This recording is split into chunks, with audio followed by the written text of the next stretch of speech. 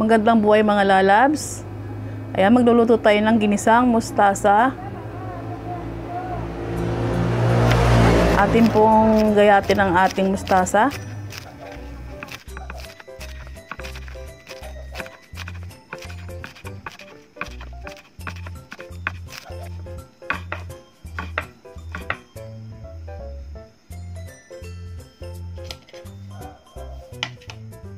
At ito na po ang ating sibuyas bawang.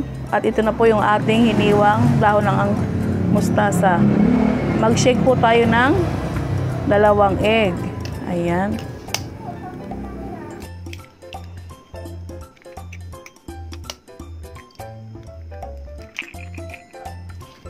Lagyan natin ng salt at pepper. At konting magic sarap.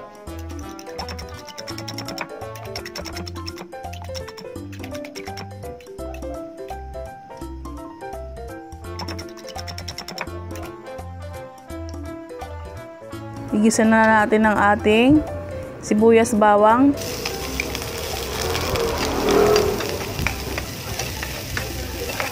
Mga lalabs, kung bago lang po kayo sa channel ko, paki-like and share, subscribe po ang aking YouTube channel, Panlasang Kusina po.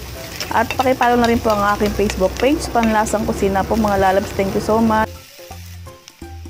Ilagay na po natin ang dahon ng mustasa. Hinugasan ko na po yan mga lalabs.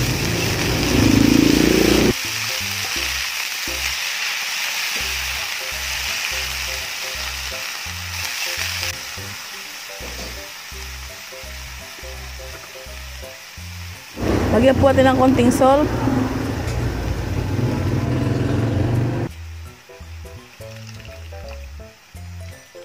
Lagyan po natin ng kalahating tasang tubig.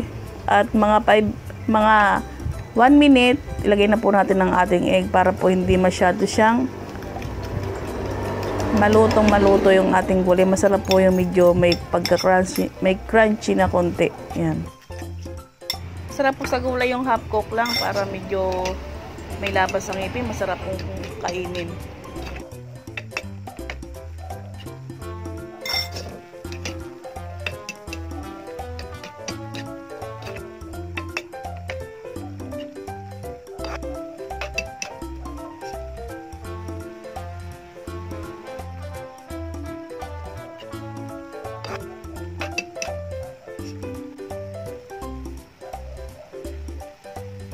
Ayan, tikman natin. Masarap na mga lalabs.